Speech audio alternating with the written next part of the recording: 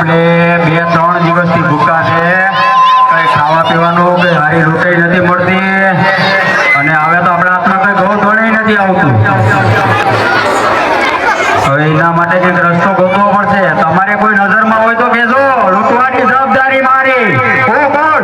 સુમરો લૂંટારો. બાપુ ઇધર ગામને ખબર છે કે તમે સમરા લૂંટારા છો. નજર તો બદમાશ છે. આ નારી કોણ છે બાબુ? બકોઈ નવી લાગે હો. એમ તો એનો શિકાર આજે કરી નાખીએ. એ બધી તમે અમારી ઉપર છોડી દો બાપુ. એને પકડીને તમારી સમક્ષ અસર કરતી એમ ને. તો જાવ હવે ને છૂટે પડો અને એને પકડી ને આપણે અગ્ગે લેતા આવો.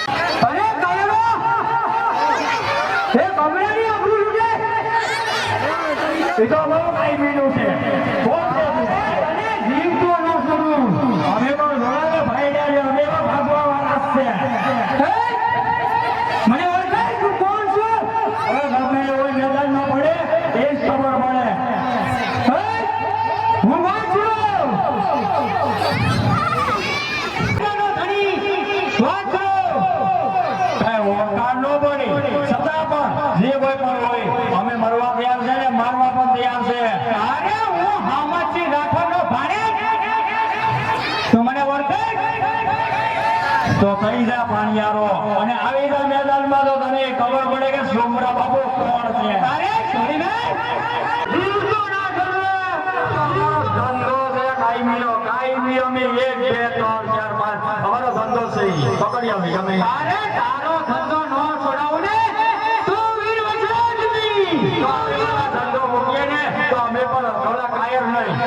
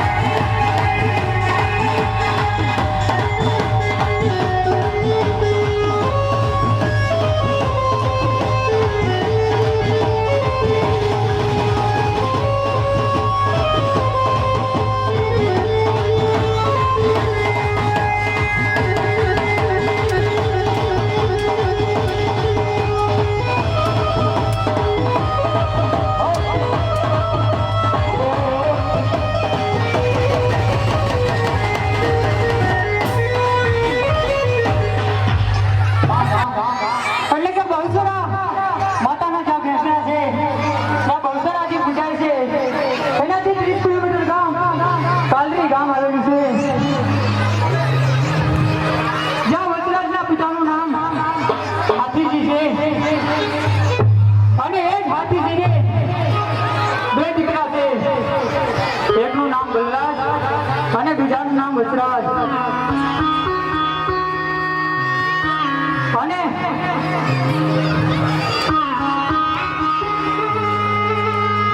બંને દીકરા જુવાન થતા ભાઈ વધી ગયો હોય પોતાના પિતા ઉપર જેથી કરીને મોટા દીકરા બલરાજને રાજગાદી સોંપે છે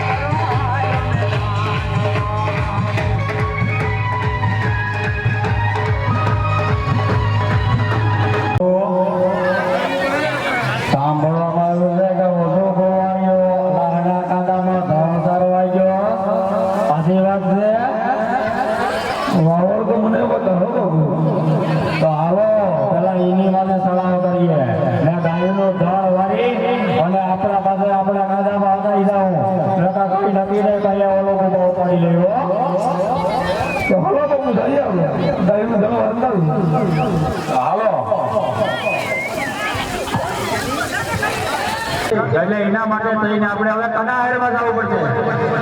તારું હું કેવું છે, નવો કે નથી નવો?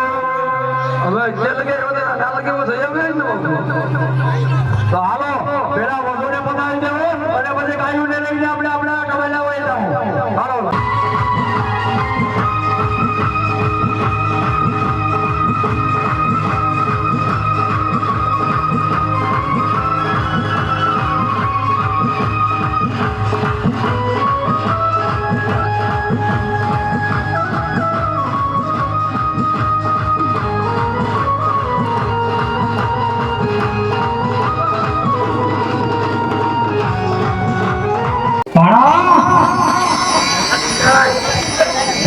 બોલો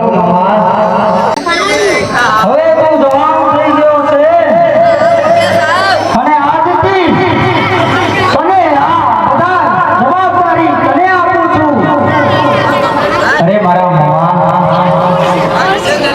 મારા માટે એક જવાબદારી તો છે ગાયોની પણ ગાયોની જવાબદારી તો છે તો આની કઈ જવાબદારી મામા જે આ લૂંટારો બેનો દીકરીઓને લૂંટે છે એ પણ જવાબદારી તને આપું છું. અને ઘણા વર્ષો પહેલા તારી સગાઈની વાત કરેલી છે તો તારા લગ્ન કરવાના છે. અરે મામા પહેલા મને આ દુશ્મનોને ભરી દીધા દઉં પછી હું લગ્ન કરીશ. ત્યાં સુધી મારે લગ્ન નથી કરવા. મેં વચન આપેલું છે કે હું મારા માણસને પુનામાં આવે લગ્ન કરાવીશ. હા મામા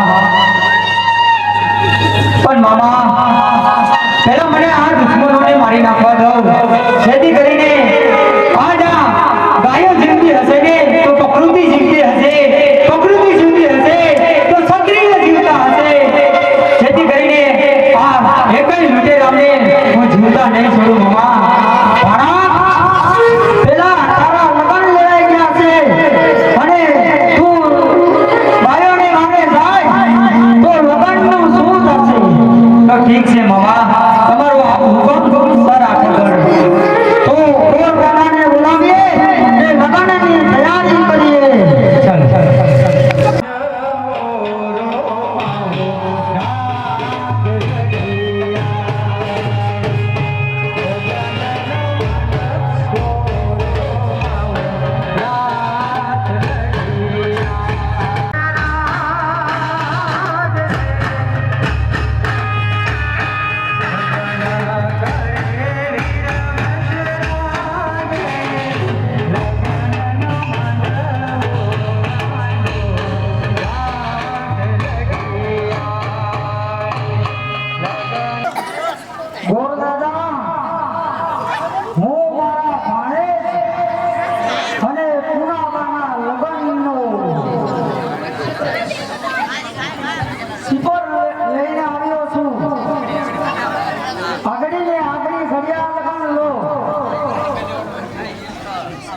ઠીક છે તો ચલો લગ્નની તૈયારી